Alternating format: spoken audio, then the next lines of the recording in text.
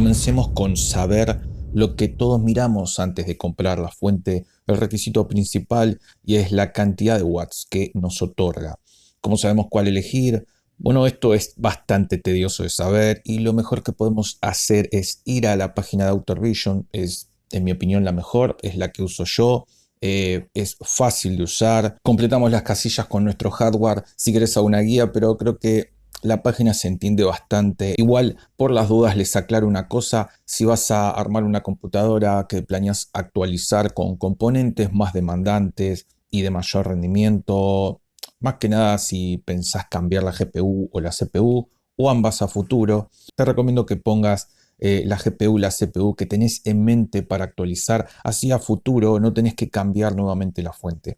Otra cosa que hago yo es en el apartado de fan poner 6, incluso puedes poner 8 como para asegurarte que nunca te va a faltar energía y vas a poder poner todo lo que quieras, que en ocasiones tenemos 6 en el chasis y 2 en la torre refrigerando el procesador.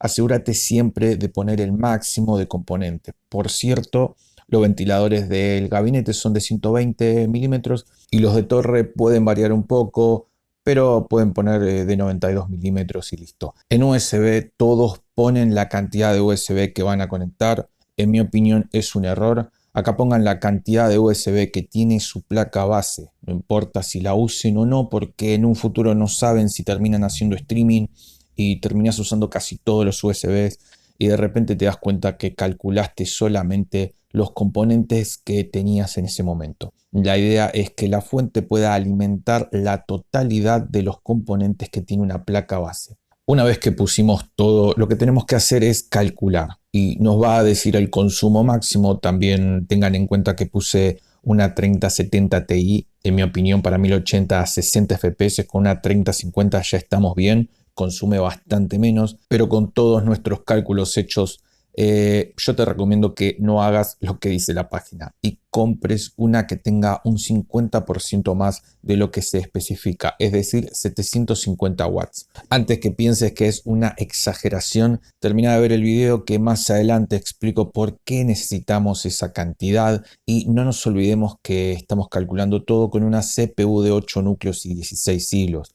Más adelante hablo de la eficiencia y por qué no conviene estar tan justos, pero ahora ya tenemos lo necesario para seguir con el próximo tema. Una de las cosas más importantes a tener en cuenta y que muchos cometen errores justamente por no saber esto, si miramos el apartado de cálculos vemos que está dividido y la suma de estos dos números es la que nos da el total en watts requeridos. Esto que ven acá arriba es la suma de estos dos números. Y esto es realmente importante porque para lo que es CPU, GPU y también algunos ventiladores, no todos, toda la cantidad de watts sale de la línea de 12 volts y es con esta cantidad de watts que vamos a alimentar esos componentes, mientras que del lado de los 3 y 5 volts tendremos 99 watts para alimentar el resto de componentes de la computadora. Esto también está en la etiqueta de las fuentes.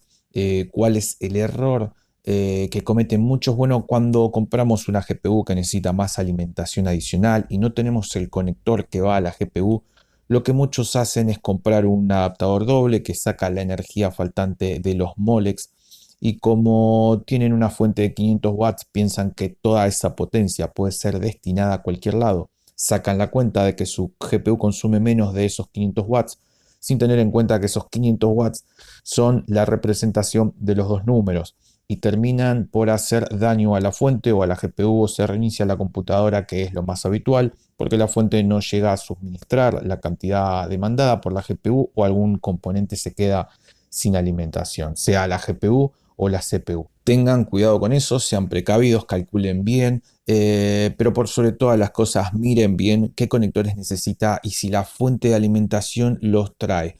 Muchos de estos errores terminan mal, pero para eso está justamente las protecciones que más adelante veremos. Ahora, vamos poco a poco de por qué aconsejo poner 50% más de lo que se necesita. Hablemos del mito de la certificación 80 Plus. ¿Qué es esta certificación? ¿La fuente tiene más calidad por tener esta certificación? Bueno, no. Todas las fuentes tienen una pérdida normal, o sea, esto pasa con todas las fuentes que existen en el mundo. Ninguna otorga el 100% de su poder. Y lo que hace esta certificación 80 Plus es garantizarnos que el poder otorgado no es menor del 80% del total. Dicho más claro, significa que perdemos un 20% de la cantidad de watts de una fuente. Es importante que tengan esta certificación, es verdad, porque nos permite calcular mejor la cantidad de watts que nos va a otorgar, pero no significa que sea de mejor calidad y muchas marcas por contar con esta certificación hacen lo que sea, porque hoy día tener esta certificación es sinónimo de calidad, pero solamente nos está diciendo que tiene una mejor eficiencia. Una fuente así se puede estropear tranquilamente si la exigís mucho y la calidad de los otros componentes dentro de la fuente pueden ser de baja calidad. Sabiendo esto, entenderás que a una fuente le tenés que descontar el 20% de los watts que nos proporciona porque es una pérdida que tiene toda fuente de alimentación. Y muchos preguntarán si es necesario una fuente 80 Plus bronce.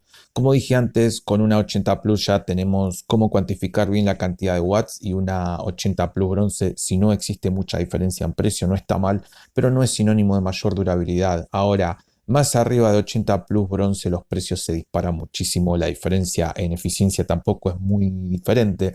Es decir, te pongo un ejemplo que se va a entender bien. Según nuestra cuenta, necesitamos una fuente de 750 watts. Si nosotros compráramos una fuente 80 Plus Gold, será un 10% más eficiente. Es decir, nos da el 90% de la energía y solo se pierde un 10% versus el 80% de una 80 Plus. Redondeando la cuenta con un 80 Plus Gold, podemos comprar una fuente de 700 watts porque no tenemos tanta pérdida. Ahora, esta fuente 80 Plus Gold puede costar tranquilamente un 50% más que una de 750 a 80 Plus. Por lo que en mi opinión no vale la pena y prefiero compensar un poco aumentando la cantidad de watts, en este caso de 700 a 750 watts. Espero se haya entendido con el ejemplo y la pérdida de watts no te va a traer un gasto extra en la factura de la luz, es mínimo. Y por otro lado, la fuente trabaja mejor en un rango de exigencia que va del 40 al 70% aproximadamente. Si encuentro un gráfico se los voy a poner para que lo vean y si no encuentro el gráfico me van a ver a mí hablando y nada más.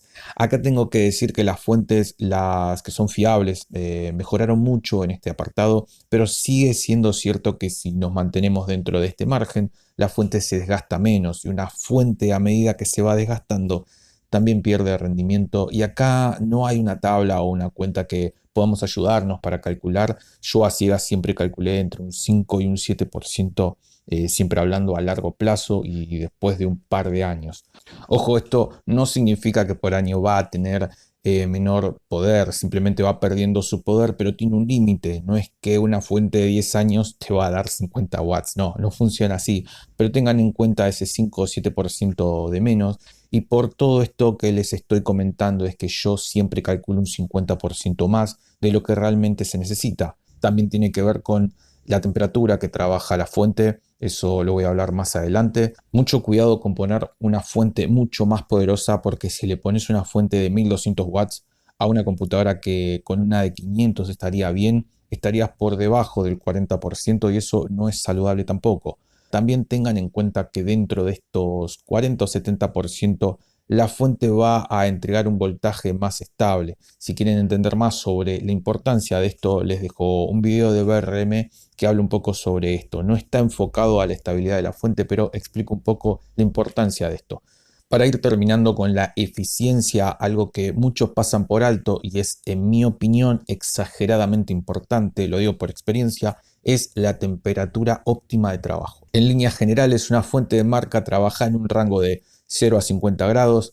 Pasados esos grados, la fuente empieza a entregar la energía de manera más inestable y cuanto más superemos esta temperatura, peor es. Al punto que si tenés una fuente con protecciones contra temperaturas altas, es probable que se reinicie para proteger de un problema más grave, como que siga funcionando hasta que se queme la fuente y con ella algún otro componente de tu computadora, sin olvidarnos que la fuente está dentro de un gabinete con una CPU y una GPU que trabajan a 70 grados aproximadamente, y ese calor afecta a la fuente. Así que tengan cuidado también con la temperatura. Y si quieren saber cómo colocar la fuente para que mantenga mejor la temperatura, te dejo en la descripción otro video que hablo sobre cómo comprar un gabinete y ahí explico cómo va colocada la fuente, que algunas personas hacen lo opuesto de lo que deberían. Ya terminando con todo lo relacionado a eficiencia, ahora tenemos que tener en cuenta que la fuente, aparte de dar vida a nuestra computadora, también la protege. Bueno, no todas, pero es en este apartado donde creo que más se separan las buenas fuentes de las malas fuentes, o las de baja calidad que intentan economizar en donde por lo menos yo espero que gasten más. Pero bueno, hablemos ahora de las protecciones que traen las fuentes. Tenemos OVP, es una protección contra la sobretensión. Esto se activa cuando el voltaje excede un nivel máximo preestablecido que puede ser entre 110 y 130%. El OPP protege a la fuente de tensiones altas que vienen del tomacorriente. Muchos ponen estabilizadores y esto es casi lo mismo. El OCP funciona de manera similar al OPP y acá me gustaría dar un consejo. Muchos compran estabilizadores para sus computadoras. Si ya lo tenés perfecto, pero si forma parte de tu presupuesto, mira bien el gasto total entre fuente y estabilizador porque quizás puedas evitar el estabilizador y comprar una fuente con todas las protecciones. En mi caso tengo una EVGA que tiene sus cosas negativas porque no cuenta con certificación 80 Plus, pero tiene todas las protecciones incluidas, la de OPP y la OCP, o sea, tiene dos protecciones para alta tensión que vienen del toma corriente. Esto hace que no necesite ningún tipo de estabilizador. Y pasando al OTP es para temperaturas altas. Esto me salvó varias veces y no hay mucho que explicar, se entiende bastante bien. También tenemos el SCP, es una protección contra cortocircuitos muy importante junto con el OCP porque evita que la placa base se queme por una mala alimentación por culpa de una temperatura alta. Siempre dejo lo menos interesante para el final, pero no por eso es menos importante. Y en este caso son 3 puntos. Existen fuentes de diferentes tamaños. Mis tutoriales son para el estándar, que son fuentes de ATX, pero también existen fuentes que son ITX, que están pensadas para gabinetes que son más pequeños y que en ocasiones no entra cualquier fuente por el tamaño reducido. Esto ténganlo en cuenta si lo que están armando es una computadora ITX o micro ITX. Otro punto a tener en cuenta es que existen fuentes modulares, semimodulares y las comunes. ¿Cuál es la diferencia más importante?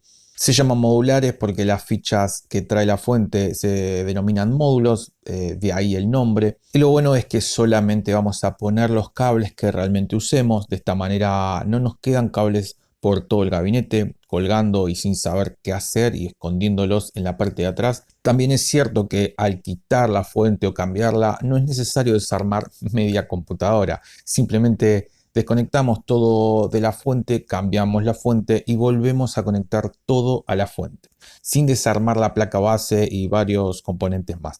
La contra que son más caras, algunas tienen la duda de si estas fuentes traen los cables o hay que comprarlos aparte. Bueno, en realidad es ambas, traen los cables y se pueden comprar aparte. Y existen muchas variedades de colores, algunos con luces. Son fuentes pensadas más para ser estéticas, bonitas de ver. Mi consejo es el siguiente: mucho cuidado porque que sean modulares no significa que sean de mejor calidad, que algunos se confunden bastante con eso.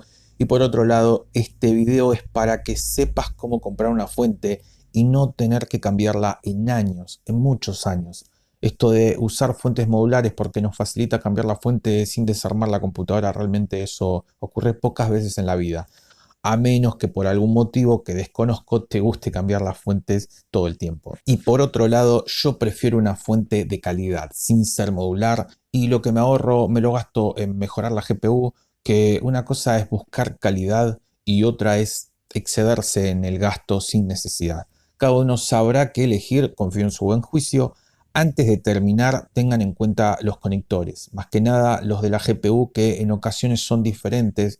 La idea es que la fuente traiga dos pines, de 6+2, y con esto estaríamos bien para cualquier tipo de conexión en nuestra placa de video. En este video no, porque se me hizo largo, pero voy a hacer otro de cuáles son las fuentes más recomendadas. Cuando lo tenga lo voy a poner en la descripción de este video. Gracias por llegar hasta el final. Ahora sí nos vemos en el próximo video.